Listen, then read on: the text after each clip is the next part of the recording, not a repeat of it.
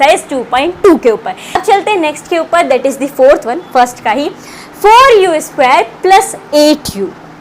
अब यहाँ पे तो तीन चीज़ें नहीं है, स्टैंडर्ड फॉर्म क्या है, ax² plus bx plus c। तो यहाँ पे ax² तो है और bx भी है, लेकिन c नहीं है। तो इसका मतलब क्या है कि यहाँ पे ये प्लस 0 हो सकता है मे बी। क्यों? क्योंकि 0 है तो इसकी कोई वैल्यू नहीं है, तो उसको लिखने की ज़रूरत नहीं है। अब कहोगे तो हम इसकी बात क्यों करें, आगे वेरीफाई करना पड़ेगा ना c/a, तो पता होना चाहिए कि c कहाँ पे गायब हो गया। तो यहाँ पे हम ये कह सकते हैं कि इसकी वैल्यू यहाँ पे क्या है, 0 है।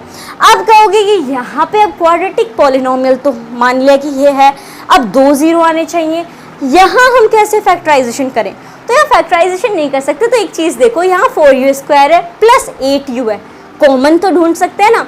दोनों में कॉमन क्या है, सबसे पहले यहाँ पे लिख लेते हैं 4u² प्लस 8u। दोनों में कॉमन क्या है, दोनों में u कॉमन है यहाँ पे। तो अगर दोनों में u कॉमन है तो we can write it 4u multiplied by u plus 2।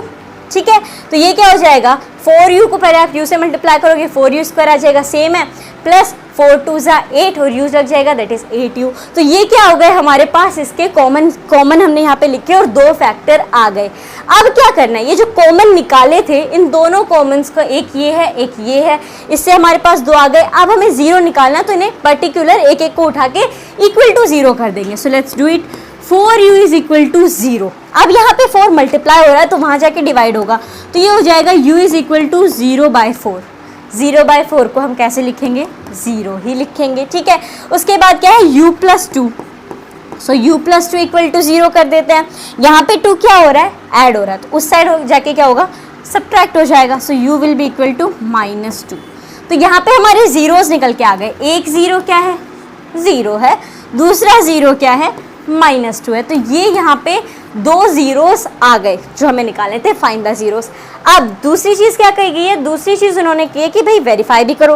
Verify किससे करना है, sum of zeros product of zeros, sum of zeros equal to -b/a, product of zeros equal to c/a। तो यहाँ पे देखो सबसे पहले सम करेंगे, सो 0 प्लस -2 किसके इक्वल होगा, -b/a के। तो यहाँ पे b क्या है, 8 है और a क्या है, 4 है। सो -b that is 8/4।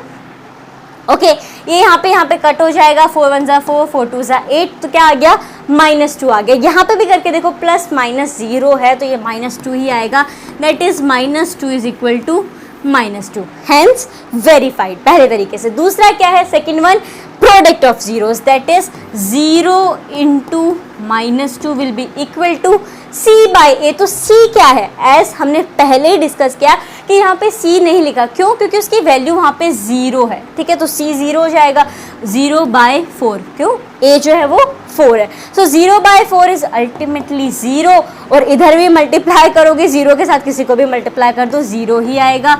So hence verified. Sum of 0 के थ्रू भी हमने इसे वेरीफाई कर दिया, प्रोडक्ट ऑफ जीरोस के थ्रू भी वेरीफाई कर दिया, और इस पर्टिकुलर पॉलिनोमियल के 0 क्या हो जाएंगे, 0 एंड -2। तो आपको ये थोड़ा भी हेल्पफुल लगा कि हाँ पॉलिनोमियल समझ में आ गया है, तो इस वीडियो को लाइक कर दो और अपने दोस्तों के साथ भी तो शेयर करो, ताकि उन्हें भी पॉलिनोमियल्स का जो चैप्टर है वो अच्छे से समझ में आ जाए। मिलते हैं एक नई वीडियो के साथ, धन्यवाद।